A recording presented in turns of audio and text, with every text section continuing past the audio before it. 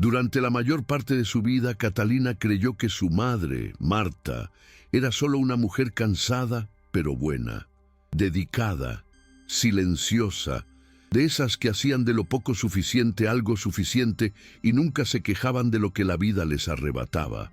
Vivía en una casa sencilla, rodeada de plantas y fotografías antiguas, donde cada marco parecía albergar un recuerdo que nadie se atrevía a tocar. Desde que el padre de Catalina murió en un accidente cuando ella tenía 5 años, madre e hija habían aprendido a sobrevivir juntas, una supervivencia hecha de pequeñas rutinas, largos silencios y un amor que, a veces, parecía nacer del dolor mismo. Catalina creció creyendo que el silencio era una forma de cariño, que ciertas preguntas solo herían a quienes amaba. Por eso nunca insistió cuando su madre apartaba la mirada al hablar de su padre. La vida seguía. Estudiaba, trabajaba, se mudaba, pero siempre volvía los domingos a almorzar con Marta, quien preparaba el mismo guiso de pollo que había preparado desde la infancia, el único plato que parecía perdurar a través de las décadas sin cambiar. Esas tardes, la conversación era tranquila, predecible, pero bajo esa paz doméstica había algo que Catalina no podía identificar, una antigua sensación de que la historia familiar estaba incompleta. Era un martes lluvioso de finales de septiembre cuando sonó el teléfono. Una voz desconocida del hospital municipal le pidió que fuera urgentemente. Marta estaba hospitalizada. Su cáncer estaba en etapa avanzada. Cuando Catalina entró en la habitación y vio a su madre tan pequeña en la cama blanca, el tiempo pareció partirse en dos. La mujer fuerte y discreta que siempre se las había arreglado sola, ahora temblaba mientras sostenía la mano de su hija. Había miedo en sus ojos, pero también algo más profundo, una especie de decisión ya tomada. «Hay algo que necesitas saber», dijo Marta con voz ronca, mientras la vía intravenosa goteaba lentamente. «Antes de irme, no puedo dejarte sin la verdad». Catalina intentó interrumpirla, pidiéndole que descansara, pero su madre insistió. Dijo que necesitaba salir de allí, que era importante, y aunque estaba enferma, insistió en que fueran juntas a algún lugar. Catalina, confundida, finalmente cedió. Horas después, las dos estaban frente a un discreto banco en el centro de la ciudad, bajo un cielo denso, como si todo el mundo presintiera lo que se avecinaba.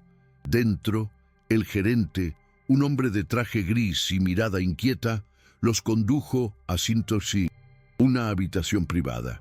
Marta temblaba levemente, pero mantenía la mirada fija. Le pidió a su hija que abriera una caja fuerte y firmara unos papeles. Al abrirla, Catalina vio montones de documentos, títulos de propiedad, pequeños lingotes de oro y, finalmente, un extracto bancario con una cifra que la dejó sin aliento. $2.700.000. Por un momento, pensó que era un error, pero su madre simplemente murmuró: «Tu abuelo nos dejó esto». Catalina miró a su madre, incapaz de hablar. El corazón le latía con fuerza, como si cada latido le dijera que esto no podía ser real. Marta, sin embargo, permaneció en silencio.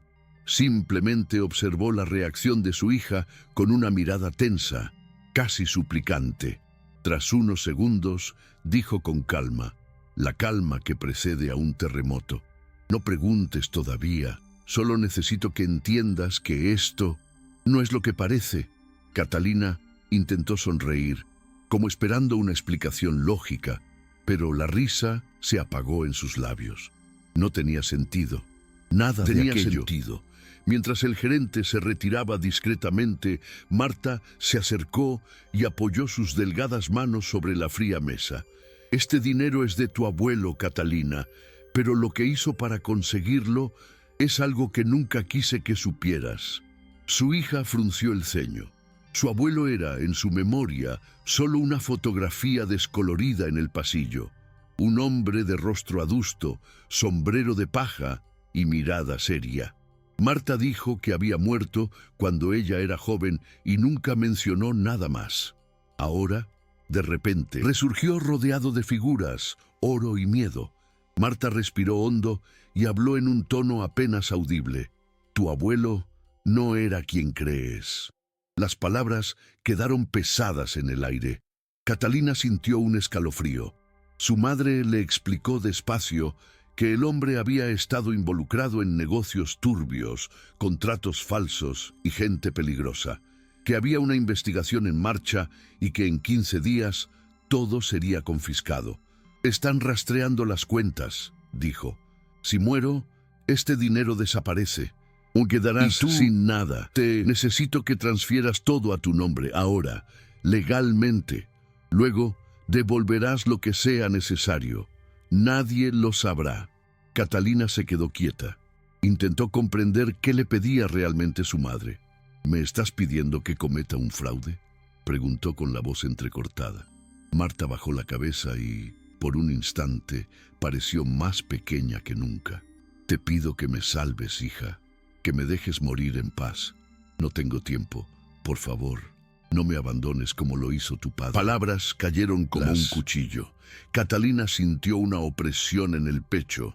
Nunca había oído a su madre hablar así de su padre. Había resentimiento, dolor, pero también un dolor antiguo y profundo. ¿Qué quieres decir con eso?, preguntó casi en un susurro. ¿Qué quieres decir con cómo me abandonó? Marta apartó la mirada, mirando al suelo como si se enfrentara a un fantasma. El aire en la habitación se volvió denso. Tu padre no murió en un accidente, murmuró. Él descubrió algo que lo aterrorizó, y cuando intentó hacer lo correcto, elegí no ayudarlo. Por un segundo, Catalina sintió que el mundo se desmoronaba a su alrededor. La mujer que tenía delante, que había representado seguridad toda su vida, ahora se convertía en el centro de todas las mentiras. Esa noche, Catalina no pudo dormir. El reloj marcaba las 3:12 a.m., mientras ella seguía mirando al techo, intentando comprender dónde empezaba la verdad y terminaba la mentira. La idea de perder a su madre la atormentaba, pero había algo más profundo. El miedo a que, si se negaba, repetiría la historia de su padre. El mismo abandono que Marta llevaba como una herida abierta. Al amanecer, fue al hospital con los ojos hinchados y el corazón roto. Está bien, mamá, lo haré, pero prométeme que me lo contarás todo. Marta simplemente asintió en silencio, con lágrimas que fingía no ver. En el banco, el proceso fue rápido. Catalina firmó papeles que no entendía, guiada por un abogado que parecía tener experiencia previa en Mindolisi. Esto se sintió como quien cruza un puente sin saber si termina en tierra firme o en un abismo. Marta lo observó todo con una mezcla de alivio y culpa, con los dedos temblorosos sobre el pañuelo que apretaba en su regazo. Al salir, el sol del mediodía abrasaba las aceras, y por un instante se abrazaron como si ese gesto pudiera borrar lo que acababan de hacer. Ninguna de las dos notó al hombre en el coche aparcado al otro lado de la calle, observándolas. 24 horas después sonó el timbre. Eran las 6 de la mañana. 3 golpes fuertes e impacientes. Catalina aún llevaba puesto el camisón cuando abrió la puerta y vio a 2 agentes federales. El aire pareció disiparse. La llamaron por su nombre, le mostraron documentos y en cuestión de segundos el apartamento fue registrado.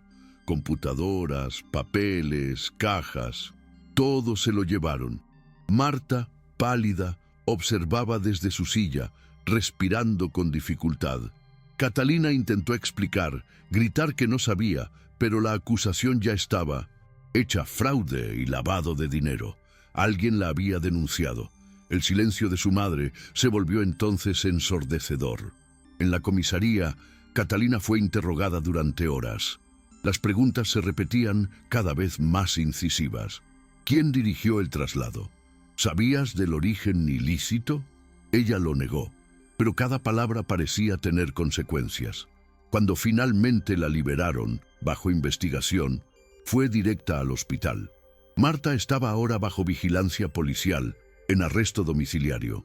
En la Nino habitación, la mujer se veía diferente, frágil, sin maquillaje, con la mirada perdida. Lo sabían, dijo con voz ronca. Alguien les advirtió. Catalina la miró fijamente, conmocionada. ¿Quién, mamá? ¿Quién haría esto? La respuesta llegó como un susurro. El mismo que te abandonó. Catalina no lo entendió al instante. Pensó que su madre deliraba por la medicación. Pero Marta la llamó por su nombre completo con fría lucidez. Tu padre. El mundo pareció detenerse. Está vivo y fue él quien lo denunció. Y, durante unos segundos, Catalina la miró fijamente, incapaz de reaccionar. El recuerdo de la voz de su padre, borrado por la infancia, parecía resonar en su mente. ¿Vivo? ¿Por qué? ¿Dónde? Las preguntas se amontonaban. Marta cerró los ojos cansada y dijo, quería justicia, pero no sabía cuánto costaría. Durante días, Catalina intentó localizar a su padre. Rebuscó entre archivos antiguos, llamó a parientes lejanos y revisó documentos que su madre guardaba en una caja de zapatos al fondo del armario. Descubrió que él, Ernesto, había sido contador de la empresa del esposo de Marta, el hombre al que ella llamaba un generoso inversionista, pero que ahora se revelaba como parte de la trama de corrupción. Cuando todo salió a la luz, Ernesto asumió la culpa para protegerla, cumpliendo 2 años de prisión. Se fue sin decir palabra, desapareciendo como si nunca hubiera existido. Marta, avergonzada, le contó a su hija que había muerto en un accidente. Era más fácil. Enterrar el pasado, confesó con voz temblorosa. Catalina sintió rabia y compasión a la vez. Rabia por haber vivido una mentira. Compasión porque, en el fondo, veía en su madre a una mujer asustada que intentaba sobrevivir. Las dos pasaron los siguientes días en silencio, compartiendo el mismo espacio y un vacío casi palpable. Por la noche, el tic-tac del reloj parecía un cruel recordatorio de todo lo que les habían robado. Entonces, en la sofocante madrugada, sonó el teléfono. La voz al otro lado era ronca y temblorosa. «Soy yo, Catalina». La reconoció antes de poder creerlo. «¿Papá?» Al otro lado, un largo silencio. «Tenemos que hablar. Hay cosas que aún no sabes». Se encontraron en un café del centro, de esos lugares donde nadie se fija en nadie. Ernesto era viejo, pero sus ojos seguían siendo del mismo color miel que ella recordaba, confundida, de su infancia. La conversación empezó con vacilación, como quien pisa un campo minado. Explicó que había intentado rehacer su vida, lejos, pero que siempre había seguido, a distancia, lo que les sucedía a Marta y a ella. «Lo denuncié porque supe que tu madre volvía con el mismo hombre que lo destruyó todo. Creí que te estaba protegiendo». Catalina escuchaba sin interrumpir, con el pecho apretado. «¿Y ahora?», preguntó casi en un susurro. Él bajó la mirada. «Ahora no sé si hice lo correcto». Al regresar a casa encontró a Marta tendida en el suelo de la sala. La vía intravenosa seguía suspendida en el aire. Su cuerpo temblaba y su rostro estaba pálido como la cera. Catalina gritó pidiendo ayuda y los vecinos acudieron corriendo. El hospital confirmó lo peor, una insuficiencia multiorgánica, agravada por el estrés y la medicación. Marta se fue esa misma noche, sin tiempo para explicaciones ni perdón. En el velorio, Catalina se sentó sola junto al ataúd, contemplando el rostro sereno de su madre. Ira, amor, dolor, todo se mezclaba en un nudo inquebrantable. Ernesto apareció al final de la ceremonia, discreto, como si ya no tuviera derecho a estar allí. Llevaba un sobre manila en las manos. Vacilante, se acercó y lo dejó en el banco junto a ella. «Escribió antes de morir», dijo simplemente, antes de alejarse. Dentro había una carta breve y temblorosa. Marta dijo la verdad, que nunca había dejado de amar a Ernesto, pero que el orgullo le impidió buscarlo cuando salió de la cárcel, que se había involucrado con el mismo empresario de nuevo, con la esperanza de asegurar un futuro para su hija, y terminó siendo utilizada una vez más. Todo lo que hice fue por miedo, no por malicia. Perdóname si te enseñé a mentir cuando lo que más quería era protegerte de mi vergüenza. Días después del funeral, Catalina regresó al banco donde empezó todo. Solicitó acceso a la cuenta que aún estaba bajo investigación. El gerente, con voz tensa, le informó que el bloqueo persistía, pero que había una caja de seguridad registrada a su nombre, dejada por instrucciones de Marta. Dentro, solo encontró una pequeña caja de madera y una cinta de audio. La etiqueta decía: para cuando entiendas que la verdad nunca salva, solo transforma. Se sentó en el auto y presionó play. La voz de la madre llegó, débil pero firme. Hija, si estás escuchando esto, es porque el silencio finalmente me ha consumido. Me equivoqué al creer que el amor podía borrar el pasado. El amor no borra, solo disfraza. Tu abuelo, tu padre, yo, todos intentamos protegernos y al final solo heredamos el mismo miedo. Nombre, no luches por limpiar, por no cargar con mi peso. Vive con ligereza, aunque eso signifique olvidarme. Catalina lloró en silencio. Era como si cada palabra disolviera algo en su interior. Ira, culpa, añoranza, todo a la vez. Cuando se fue, la lluvia ya caía con fuerza. Catalina caminaba despacio, dejando que cada gota le bañara el rostro y el recuerdo de las últimas palabras de su madre. El viento soplaba con fuerza, y por un momento consideró regresar, guardar la cinta, proteger lo poco que quedaba.